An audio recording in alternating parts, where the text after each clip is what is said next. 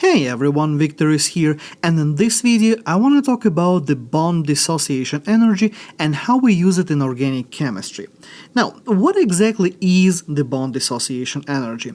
Well, by definition, it is the amount of energy that it takes to break a chemical bond. And here is something extremely important I want to emphasize. It always takes energy to break a chemical bond. So, in other words, the bond breaking is always an endothermic process, without exception. I also want to point out that when it comes to the bond dissociation energy, we assume we are dealing with the homolytic cleavage, which is only applicable to the molecules composed of the covalent bonds. If we are talking about the ionic compounds, we would deal with the lattice energy, which is quite different. So let's look at an example. I have the chlorine molecule over here, and if I apply light or heat to this molecule, I'm going to break that into two chlorine atoms, each carrying one electron from what they used to share when they were bonded to each other. So in other words, what happened here, our bond between chlorines consists of two electrons. One electron resided with one chlorine and another electron ended up with the other chlorine. And those electrons are these guys over here. I'm going to highlight them in red like that. And if you have already done radical reactions, you would be familiar with this step. If not, don't worry.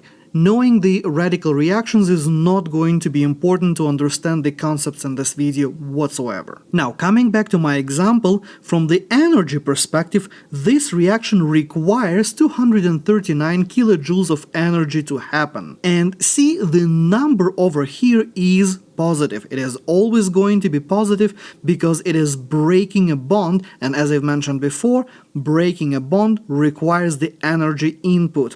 And I know that I've mentioned that a moment ago, but it is such a common misconception that I want to make sure you remember it once and for good. Breaking a bond requires energy. Think about it this way. If bond breaking actually released energy, why there would ever be chemical bonds to begin with?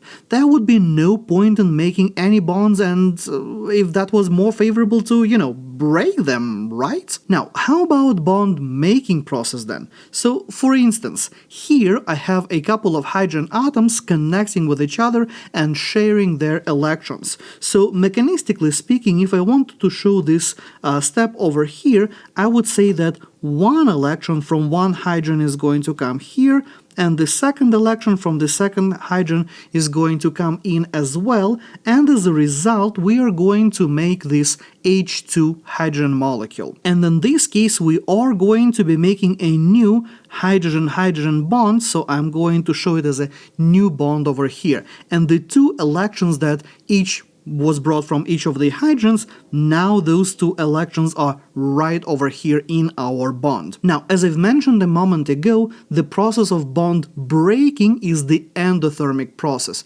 However, this one that we have with the hydrogen, that is a bond making process, and that one releases the energy. In this particular case, we are looking at 435 kilojoules per mole of energy released, and because it is released, we are going to be seeing the negative sign. So right over here I have the negative sign, meaning that energy was released into the surroundings. That is the exothermic process. Now, all of this is cool and all, but how is that actually useful, you might wonder?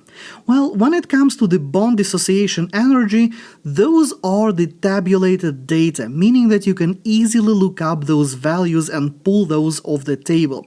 And since we can easily get those data from the table, we can use it to estimate the enthalpy changes in different reactions and predict if those reactions are exo or endothermic. So let's say we have this reaction over here, and I wanted to estimate the enthalpy change in this reaction, or delta H in other words. How would I approach this question?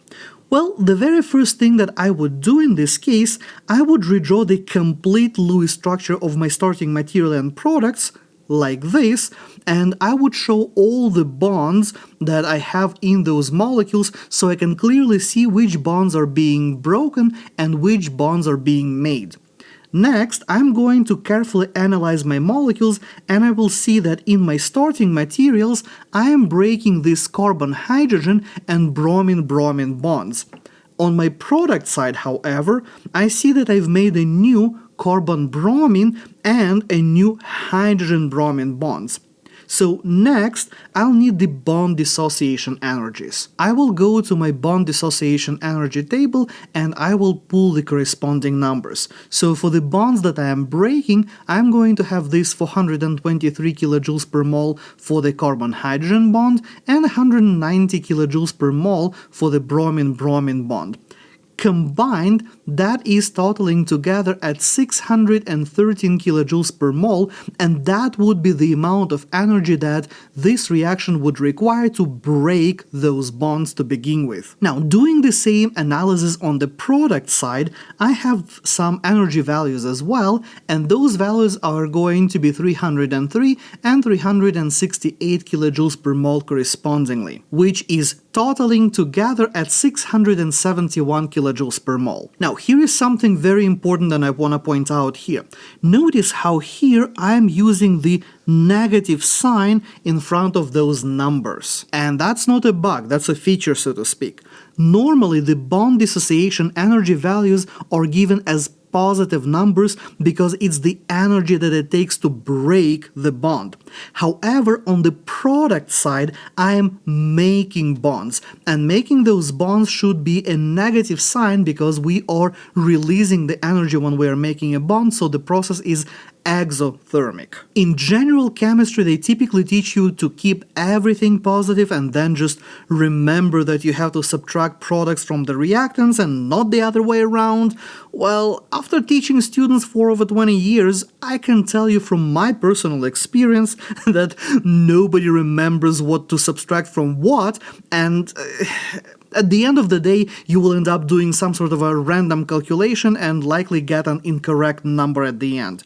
So remember, bond breaking takes energy, positive numbers. Bond making releases the energy, negative numbers. As easy as that. And so now, to get our delta H, our change in enthalpy, we're going to take those numbers, bring them together, and get a negative 58 kilojoules per mole. So see what I've done there? I took this number right over here, and I took this number with the negative sign, put both of those guys together, and got my final number. So this way you don't have to remember what to subtract from what. And as a result, looking at this number, I can see now that this is the exothermic process, because overall what we are seeing here, we are releasing the energy into surroundings from our system, so the system is losing the energy, so the process is exothermic overall. Alright, so how about this example over here?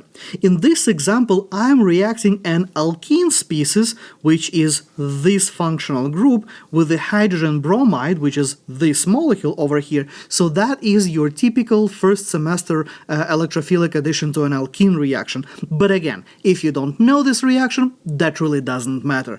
What does matter here is that we are going to trace which bonds are broken and which bonds are made. That's all we need to know here. So like before, to start with, I'm going to redraw my molecules using complete Lewis structures showing everything, all bonds, all hydrogens, all carbons, everything. On my reactant side, I'm breaking the pi bond of my alkene, and I'm also breaking the hydrogen-bromine bond. And when it comes to my products, I'm making a new carbon-hydrogen bond and a new carbon-bromine bond. Looking up my bond dissociation energy values, I get that it takes 611 kilojoules per mole to break the bonds that I am breaking here, and notice how in this case my bond dissociation energy for HBr is a positive number, because in this example, unlike the last one, if you want to rewind and see how the last example looked like, in my last example I was making the HBr bond and that number was negative. Now it is positive because in this example I am breaking that bond. And Likewise, moving on to my bonds that I've made here, those numbers are going to be negative. So once I get those out of my table, I'm going to get negative 732 kilojoules per mole. Putting it together like I did last time, I'm going to end up with this very simple calculation, getting a negative 121 kilojoule per mole, meaning that again, in this particular case, I am looking at the exothermic reaction. So for as long as you're paying very close attention to which bonds you're making and which bonds you're breaking, you should be able to crack these examples really easily. Now, are there any cases where we cannot use the bond dissociation energies, or is that just a universal trick that we can use for any reaction? And unfortunately, yes, there are some limitations. We can only use the bond dissociation energy when we are dealing with neutral compounds. If we are looking at anything ionic, the regular bond dissociation energies are going to be useless to us. While I have seen a few tables that estimate the bond dissociation energy for charged species, those are typically not something that you are ever going to see in your test or on your homework. So for our purposes, we'll stick to the uncharged molecules. Another important limitation that I want to point out here is that the fact that your numbers can vary for the same bond depending on where that bond is in the molecule. The most common inconsistency that you are going to see between those numbers is for various carbon to something else bond. So for instance, here is the three examples that I have from my table. I have the carbon to the hydrogen bond over here, which is the primary carbon. Likewise, I have a carbon to hydrogen bond, which is the secondary carbon. And finally, I have the carbon to hydrogen bond, and that is a tertiary carbon. As you can see, when it comes to our numbers are not quite the same. Yes, they are the same order of magnitude, so to speak. They're all in 400s, in low 400s kilojoules per mole, but there is nearly 20 kilojoule per mole difference in the bond dissociation energy between the primary and the tertiary carbons. And while this is not an astronomical number by any stretch of imagination, it can be a very significant number, or it can be at least significant enough to make difference for the reaction mechanism, regioselectivity, reaction rates, and so on. So when you are pulling those numbers off the table, pay close attention to those numbers and make sure you're using the correct ones. While some instructors might be very lenient about those calculations, some will require you to be more precise, so be careful. And I also want to mention that these values are the gas phase values. And while it should not really matter that much, the liquid phase and solvent effects do somewhat skew these numbers. Within the scope of the introductory organic chemistry course, though, we typically don't pay too much attention to those changes and just use the tabulated numbers as is, pretending that the liquid phase and solvents don't really have any effect, which is, a bit of a white light, but good enough for our purposes. And that's pretty much all you need to know about the bond dissociation energies. Now, go ahead and do some practice problems to solidify your new skills. And as always, thank you for watching. If you liked this video and learned something new today, boop the like button, and I will see you next time.